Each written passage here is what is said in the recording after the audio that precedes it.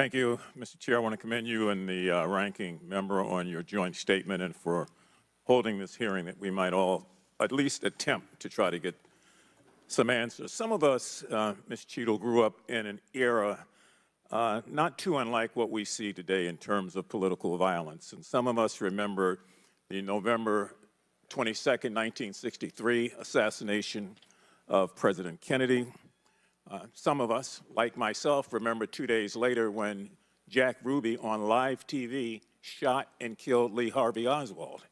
We've seen over and over and over since that time these kind of attempts, whether it was the assassination of Martin Luther King or Bobby Kennedy, or the attempted attack on George Wallace in Laurel, Maryland, the shooting in 1981 of Ronald Regan, our friend and colleague Steve Scalise shooting here in D.C., and the unfortunate attack on Paul Pelosi, and now this matter regarding former President Trump.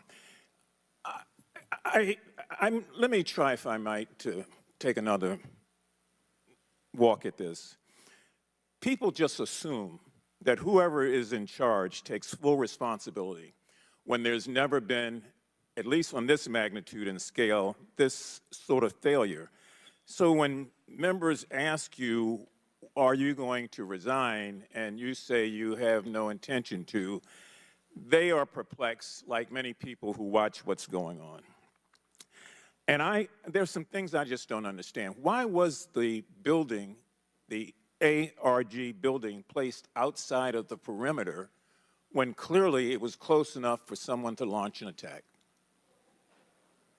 So again, sir, we are looking into all of the details of how the advance was comprised, but I can tell you that there was Overwatch on that building provided that day. By a drone? I'm not going to get into the specifics of technology or assets that were used in this forum. Well, I think it's fair to say the Overwatch failed because the shooter got up on the roof and stayed there for a while, and people had pointed him out. So do you think that your Overwatch was a failure in that case? I think that we need to know the full details to understand how this occurred. And why was the rooftop left naked to begin with? Can you tell us that, considering it was within the line of sight and so very close?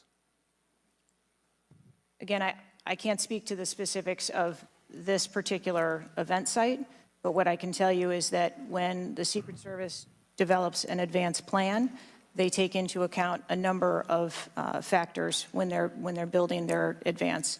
If there are buildings or areas of concern, and Overwatch is one of those mitigations that they want to put in place, then they will cover off areas of responsibility. I understand that, but the shooter came to the attention of your agency 52 minutes before the former president got to the stage. Did anybody get assigned to watch or cover that individual who had already been seen with a advanced finder on him and other suspicious matters? Was anybody assigned to track him? So what I'd like to clarify is that a suspicious individual I got that part. was it's brought not a threat. to the attention I know. of our personnel. And again, having a rangefinder at an outdoor event. Well, let me ask you this. When the suspicious person was brought to the attention of the Secret Service, was anybody in the detail ordered to follow and stay with that suspicious person just because they might become a threat? So we have a number of teams that are on the ground. And again, we are trying to verify the timelines of when those notifications were made to our personnel so that they could assume the responsibility of trying to track that individual. Ms. Cheatle, there has been a lot of discussion, some of which raised itself earlier in this hearing, about poor staff morale within your agency. And I have the July 17th report of Government Executive, which is a credible reporting service for the federal government, for employees.